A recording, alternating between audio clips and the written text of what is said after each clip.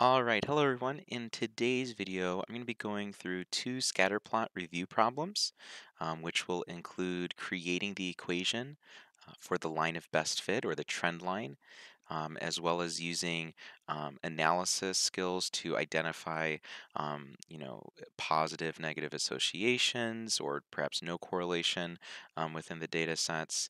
And then, of course, using those skills we've practiced with interpolation and extrapolation to do further calculations. So, looking at number 6, the first thing I like to do is identify, well, what two data sets am I working with? And in reading the problem, I can identify that my x-axis is representing the number of years, and it's important to note that year 1 represents 1999. So that's something that I would just jot down in my own notes. So then that way that gives me a reminder of that later on. And then I also can see here that my y-axis is representing the number of CDs in millions. This is also another important thing to note that were sold. Okay, so for example, the 650 does not represent only 650 CDs were sold. That would be quite a staggeringly low number, but instead 650 million CDs, which yes, that makes a lot more sense. Okay, so part A is tasking us with choosing 2 points from the trend line, and really what this is leading into is picking those 2 points so then we can write the equation of the trend line. And it's critical to note that when you're picking 2 points, you're not looking to pick these sort of points, okay, or picking the data that has already been plotted or those relations. Okay, you're wanting to pick points that are on the trend line itself. Okay, and then furthermore, you really don't want to pick a point like, for example, let's say here. Like now that point is on the trend line, but to be able to determine precisely what coordinates those are is near impossible. I mean, you could make a rough guess. You could say, okay, well, maybe like roughly 3.6 and 840, but it's not precise, okay? It's not absolute. It's much easier to pick points like this. So this point here and this point here. And there's two properties about these points that I picked, um, which are important to take note of. And that is that not only are they on the line, on the trend line itself, but they also intersect at these crosshairs. Okay, so for example, this point right here, it's on the trend line itself, but then two, if I can scroll back up, sorry, it intersects, okay, at these crosshairs. Same idea here. It intersects at the crosshairs, which means that my ordered pair are going to be whole numbers, which makes calculations much easier. So for example, I'm going to label this point A, and let's label this point B. So the label for point A would be 0, comma 1000. I know that my y-axis is going up by increments of 50, so then here would logically be 1000. And then point B, my x-axis is going up by increments of 1, so this would be 8, comma 650. Right, so that's my point A and point B. Now, as we've practiced, it is always highly, highly advantageous to go ahead and label your ordered pairs. This way, that allows you to use them in the slope formula and avoid any potential computational errors. Okay, and speaking of which, our formula for slope, m representing slope, equals y2 minus y1 over x2 minus x1. Now at this point, all I need to do is plug in my values. I've already labeled them in my ordered pairs. So all I'm doing is visually identifying, what y2, what y1 is, x2 and x1, and I'm simply plugging it into the equation. So I'm going to do 650 minus 1000 all over 8 minus 0. That will provide me with 350 over 8. Negative 350 over 8. Now, at this point, okay, We can reduce the fraction, or in this particular instance, we can also convert it to a decimal. The graph, this type of data or this graph lends itself to, um, identifying the slope as a decimal number, but fractions are also always fine. So I'm just going to go ahead into my calculator. Sorry, I have it on another tab. And as a decimal, I'm getting negative 43.75. And we're going to interpret what that means here in just a second. And actually, too, let's also have it as a fraction. I'll write it off to the side here. Reduced, that would be 175 over 4. So I just reduced the negative 350 over 8. I sort of just ran out of room. Okay.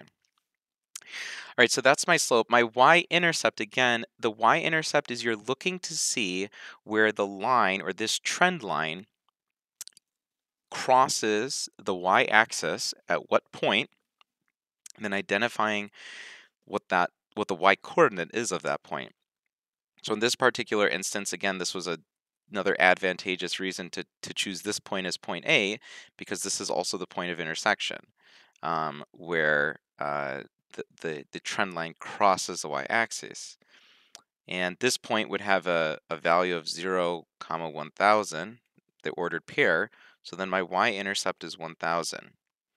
Now that I have the slope and that I have the y-intercept, I have enough information to write the equation of my trend line, such that it's y equals negative 400 or negative 43.75x plus 1000.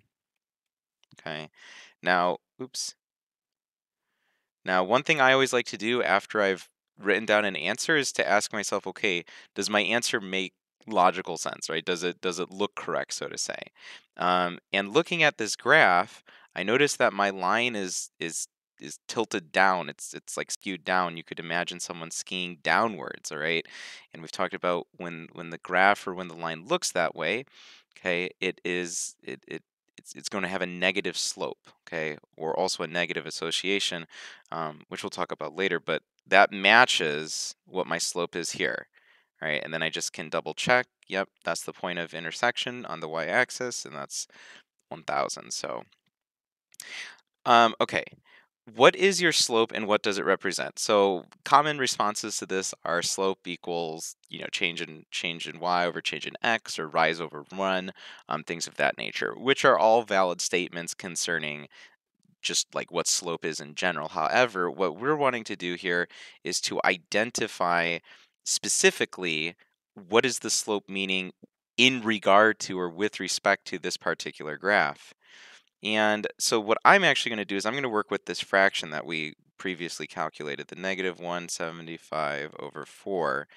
And I know that my slope is change in y over change in x, and my y value is sales in millions, and I know that my x is number of years. So what I can really translate this fraction into is the verbal statement, that every 4 years, again, I'm getting the number 4 from x in the denominator, every 4 years, the number of CD sales decreased or went down, draw an arrow going down. There we go, like Avatar: The Last Airbender, by 175 million. I'll just abbreviate million. Okay, so that's a much more, that interpretation is, again, in context of what the problem's asking us, right? You don't want to just say, oh, slope is rise over run, or our slope is negative, or slope is change of y over change in x. Yes, those are all good statements about what slope itself is mathematically, but we're wanting to, again, take it a step further in this unit and say, well, what exactly is it representing in this particular problem? Okay. Likewise, we can talk about what the what the y-intercept is representing. Now, this is a little more loose in terms of how you might interpret this, okay? What some people have said, and one way to look at it is, well, if one is representing, if one on my x-axis, so right here, is representing the year 1999, then at x equals 0, then that would be 1989, you could say. All right. So one way to think about this is that you could say in 1989, CD sales were at, I believe it's 1,000 million total. You could also say, I mean, there's again different ways of thinking of it. You could say, like, in year 0, CD sales were at 1,000, or actually it'd be 1 billion because it's in millions. You could also say CD sales peaked in 1989 and continually decreased from there on out. There's a lot of different ways you could say it. The main thing that we're looking for, though, is that you can identify that, at year 0 or in 1989, or you could even say before 1999, CD sales were at 1,000 million or 1 billion. Okay. Also, I should note 1,000 when I'm saying 1 billion. If we're looking at this value right here, 1,000. Well, if we're saying 1,000 millions, then that's converted, or that would be 1 billion with 9 zeros. Okay, and actually I'll write that below here. We could say 1 billion. So if 6 zeros is a million, 9 zeros is 1 billion. Okay, and it's asking me for part G, how many CDs were sold in the year 2003? Remember, year 1, or this value right here, is equal to 1999. Okay, so here's the best way to think about this. So if this is 1999 and we're trying to calculate into 2003, well, we can think about the difference in years between 2003 and 1999, which is 4. If you do 2003 minus 1,999, you get 4. Okay. However, so if this is 1999, okay, 2000, 2001, 2003, 2000, excuse me, 1999, 2000, 2001, 2002, 2003. So again, you're adding 4 from the starting point. So you're not going directly to 4. You look at the starting value where 1999 is, and then you add 4 to get to 5. And if I had to make a rough estimate, okay, I could pick the point right about there, and you could say that's approximately maybe 770 million, perhaps.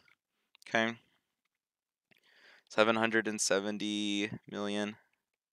Now, of course, we could use the equation as well, but sort of the general idea here is that since that data point is already within the graph, we're allowed to look inside the graph, okay, or interpolate, and conclude it that way.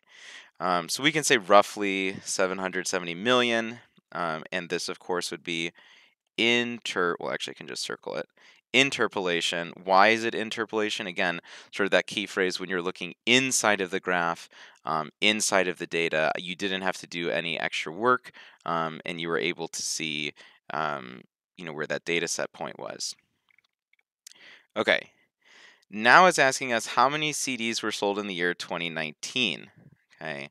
And again, taking into account that, remembering that year 1 is 1999. Okay, so a couple of things here.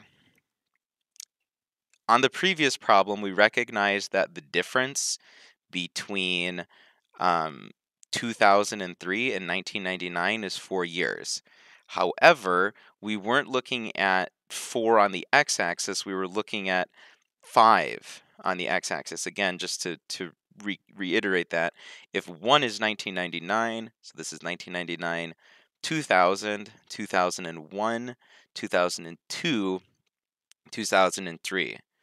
So sort of the general formula would be I would have to take the difference in years and then add it plus 1 to get to the correct spot on the x-axis.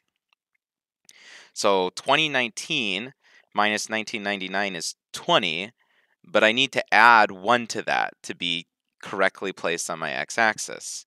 So I know that I'm going to have to be using the value x equals 21, right?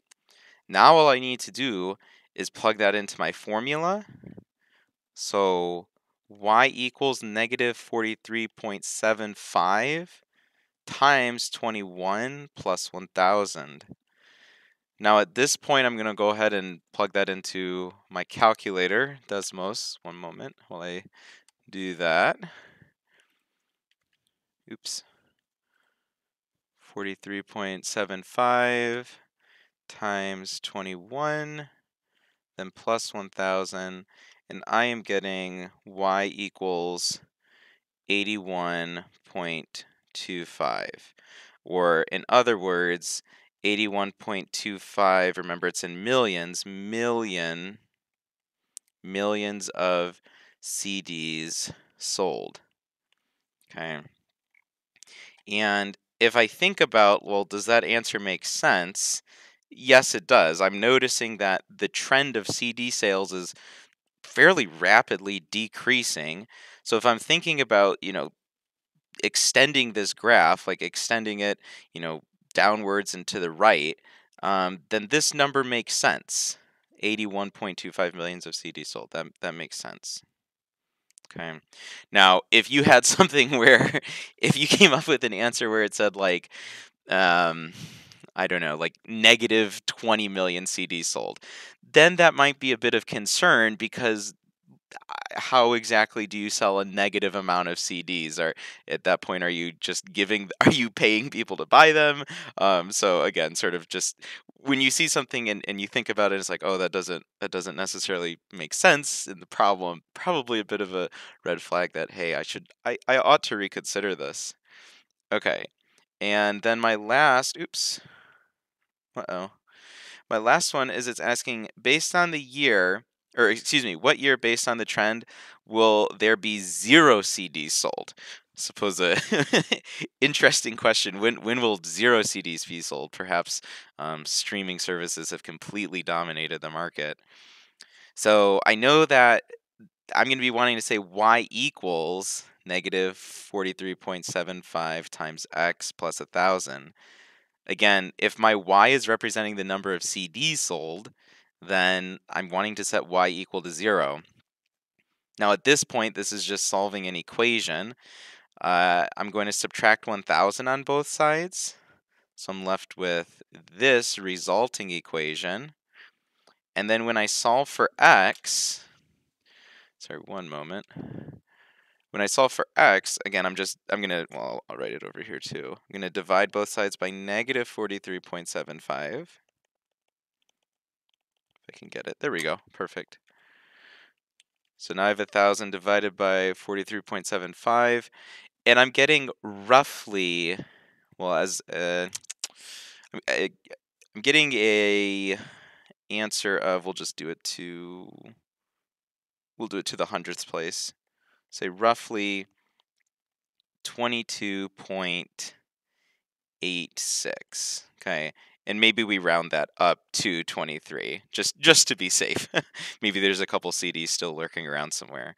Okay. So then the answer, well, it's saying 23 years, or the x value would be 23, right?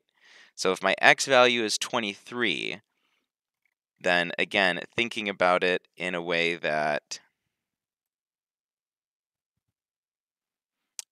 if we think about it in the sense where, so for example, year 5 is, or when x is 5, that's the year 2003, because 1999, 2000, 2001, 2002, 2003.